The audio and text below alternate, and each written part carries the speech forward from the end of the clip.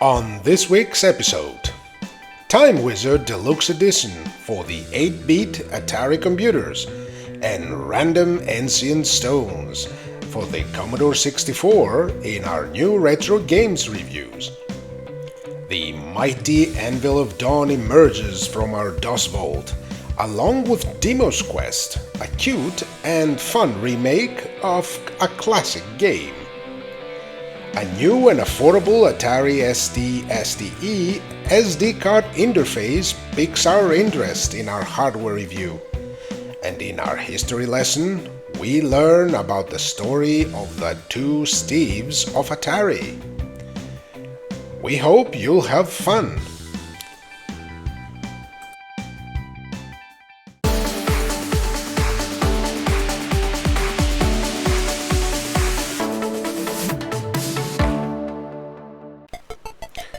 Our first new retro game of the week is Time Wizard Deluxe Edition by Amarok for the Atari 8-bit series of computers. It is a fast and smart platform game in which you, the eponymous Time Wizard, must gather magical time capsules and use their power to pass through a series of treacherous levels to defeat the evil robots. The controls are really simple. You move your character with the arrow keys and use the action buttons for the time effect. And herein lies the genius of the game's mechanism. You get to rewind time for as many times as you have time capsules to correct your mistakes. But since the so-called time capsules exist outside of time, you rewind without losing your gathered amount. That mechanism is really the juice of the gameplay, and it makes for a series of ingenious and sometimes devilish puzzles. The graphics really shine and bring out the best in the Atari XE/XL, whilst the music and sound are of top level. The controls are tight, even if a bit oversensitive, without affecting the quality of the gameplay though. On with the ranking now, to give the graphics a 9.2. The controls get an 8.9, while the music and sound effects are well-earned 9.5. The gameplay takes home a 9.5, and that brings us to a total of 9.2. This is a game that you surely don't want to miss.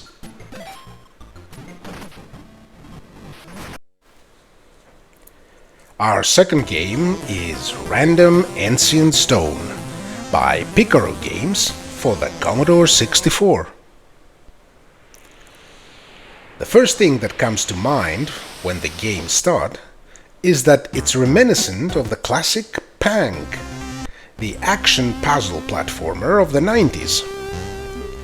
It does indeed look like it, but its core gameplay is far from a copy. You control a brave, adventuring blob that embark on a journey to eliminate the guardians of a series of temples around the world, to retrieve the 10 vital keys and unlock their mystery. The gameplay is based on a simple but smart concept. Your character starts with a specific color each time, and the guardians filling the room have each a different one. All except one that matches yours. All you have to do is touch him, and you automatically eliminate him, switching to the next color, and thus your next target. Of course, if a guardian with a different color than yours touches you, well, you're done for and lose a life. The game is fast and requires good reflexes and tricky jumps, but always keeps the level of difficulty at a proper elevation.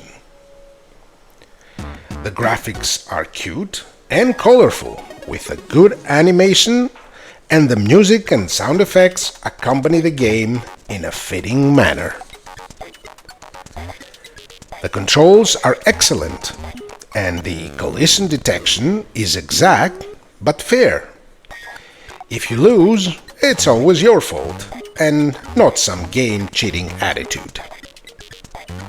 The graphics are awarded an 8.7, with the controls getting a 9.7.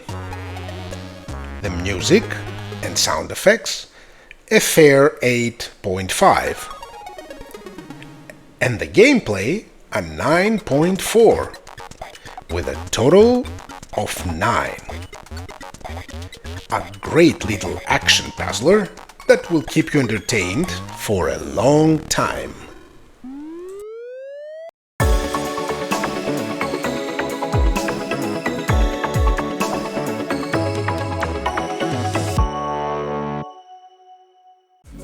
The Atari ST is one of the retro machines graced with different modern solutions.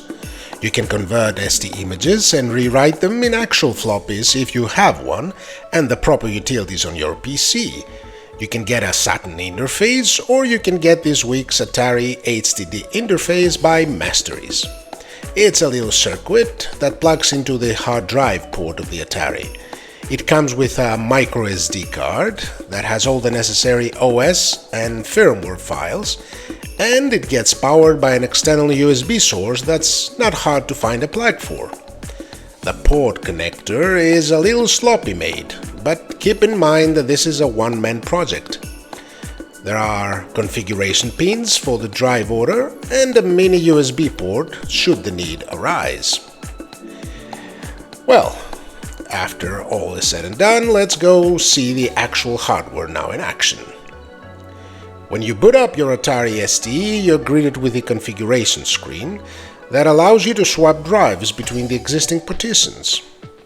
After that, we enter TOS, and we're actually good to go, since the interface treats the SD card partition as a classic Atari HDD.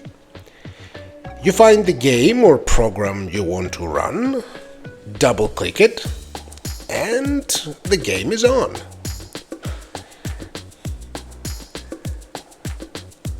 Let's choose here BAL. There. Now, run me TOS. We haven't noticed any incompatibilities or issues running games with the interface. They run smoothly and with no problems as far as we could see.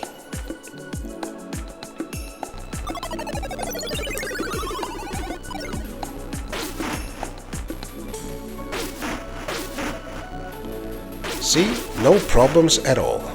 A smooth experience.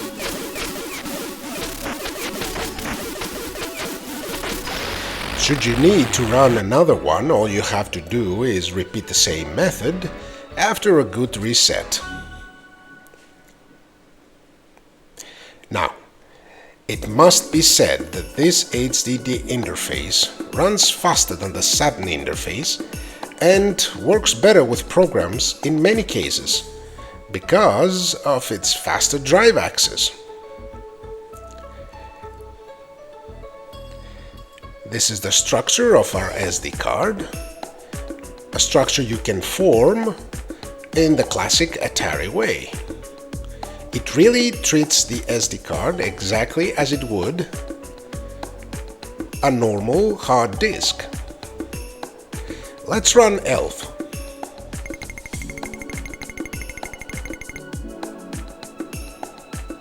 Now, the only downside we could find on the interface is the exposed circuits and the kind of rough state of the interface as far as looks go. Again though, keep in mind that this is a one-man project, and by that standard, it's great.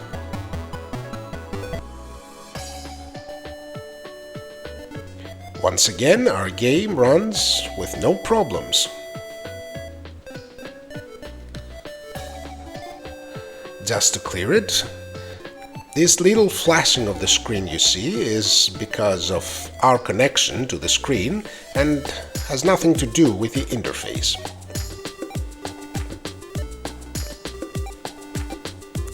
So, let's go and sum it up now. Now, the interface is on the cheap side of costs and has no hassle to install or configure. We believe that it's a better solution than getting some sketchy board or having to find actual working floppies nowadays. All said and done, we believe that this is a great solution for all your Atari gaming needs, and it's definitely worth your time. Try it out!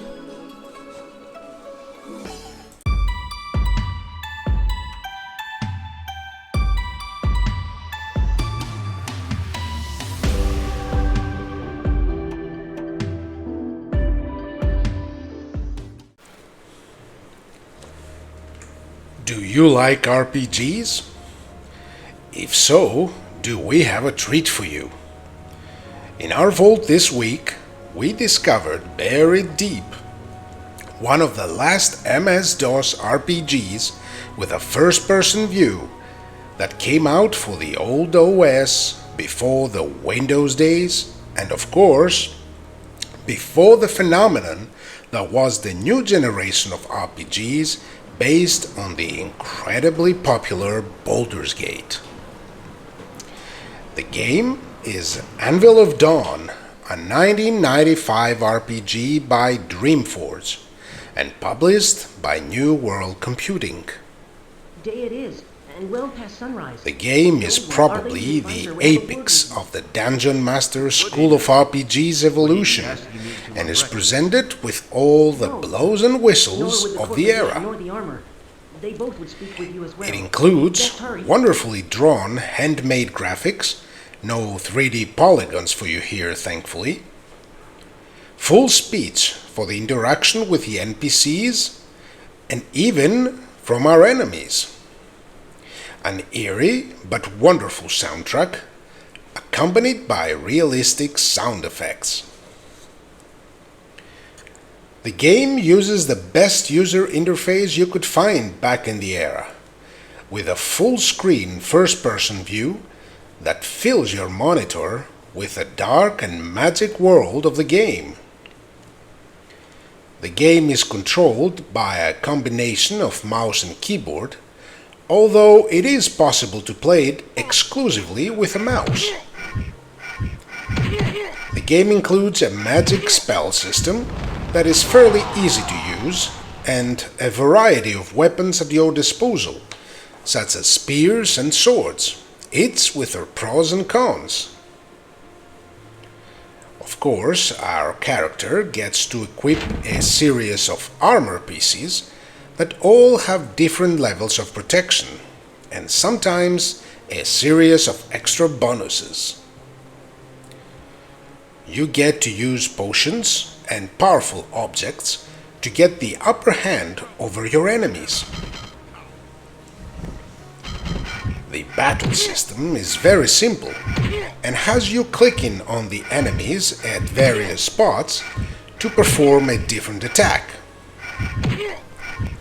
The game also includes many puzzles to solve in order to unlock better equipment, treasures, or even necessary items that are needed to proceed.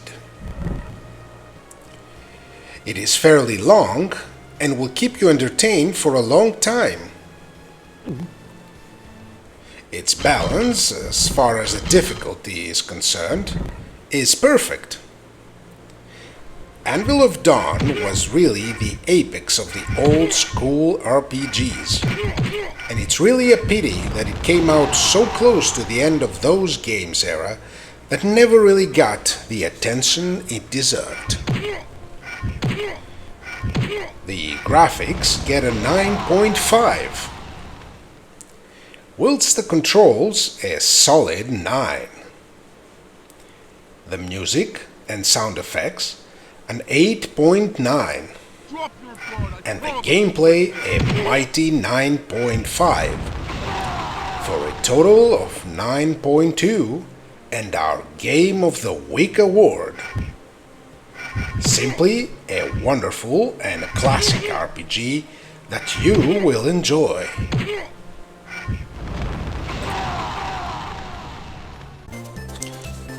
Our next game from the vault is a new one named Dimo's Quest by Infernal Bytes, and it's actually a re-release of an old Amiga and CDI game for the PC now, in a new and easy-to-launch version.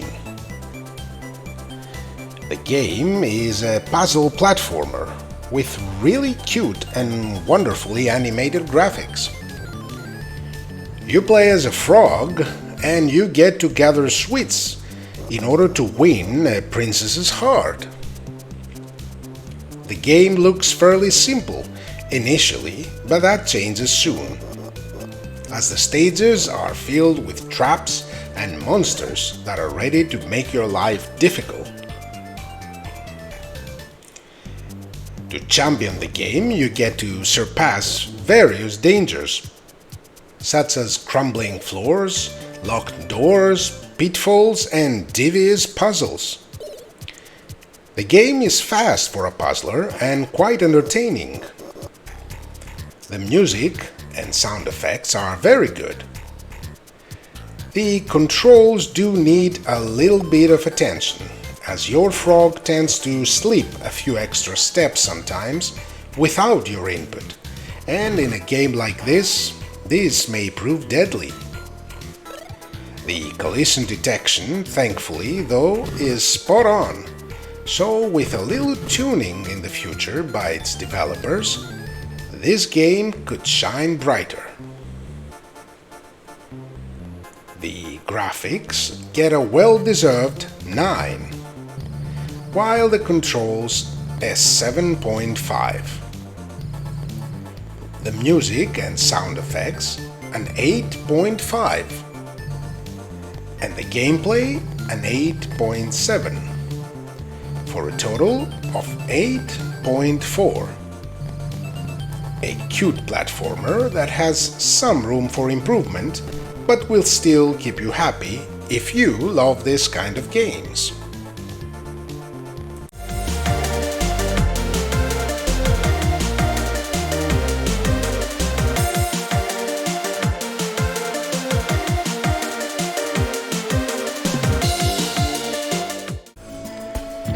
Today we're going to talk about the story of the Two Steves of Atari. And believe us when we're telling you, you know them both. Back in the distant 1975, Nolan Bushnell's Atari was the undisputed king of the hill. Atari Corporation was on the rise, and Nolan was going from one success to the next with no signs of slowing down. In Nolan's company, there was a rather peculiar new employee that walked about unwashed with a rather disturbing smell, barefooted and with a long hippie hair. He had a reputation of being rather rude to most fellow employees, but also a true genius. That man was Steve Jobs, and no one could predict that he would one day become one of industry's giants. But back to those days, and Nolan Bushnell designed a new arcade game called Breakout. Breakout was a spiritual successor of sorts of the previous Atari hit, Pong. With a much more evolved gameplay and clearer goal that said human versus computer, it was bound to be a success. But there was the matter of manufacturing costs. You see, back in those days, before the fully integrated circuits and the modern CPU designs, a game like Breakout would need about 100 dedicated chips in order to run, raising the costs sky high. Nolan set up a little competition within the company. He said that whoever managed to take the number of chips down even by 20, he would receive a rather hefty bonus, $100 for each chip removed. Jobs took on the challenge at once. But even though Jobs was a gifted businessman and a genius at marketing, no doubt, he was not a rather gifted computers engineer. But Steve had a little secret. The other Steve, Steve Wozniak. His best friend and recent partner at a fledgling new company named Apple.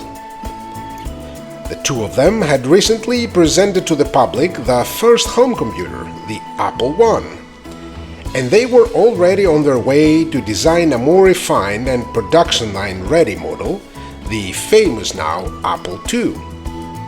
At that point though, Steve Wozniak was still working at Hewlett-Packard, and the Apple II was still some months away. Steve Wozniak helped his friend, of course, and being the genius engineer that he is, didn't just take the number of chips down by 20, but by 70, bringing the total number of the arcade board to 30. Steve Jobs then presented the board design to a stunned and amazed Nolan Bushnell, that awarded him a bonus, as he said in an interview, of $5,000. But Steve Jobs, being Steve Jobs, misled his friend Wozniak by telling him that the bonus was much, much smaller, and gave him his cut of $500. According to Wozniak himself, he only found out about this ruse many years later, after he asked Nolan himself at his house. Even though by then he knew damn well who Steve Jobs was, he was still shocked to find out that he duped his best friend like this. Well, at least the breakout arcade game was a massive success, and the profits from it were pivotal in the creation of the Atari VCS. But that is a story for another time.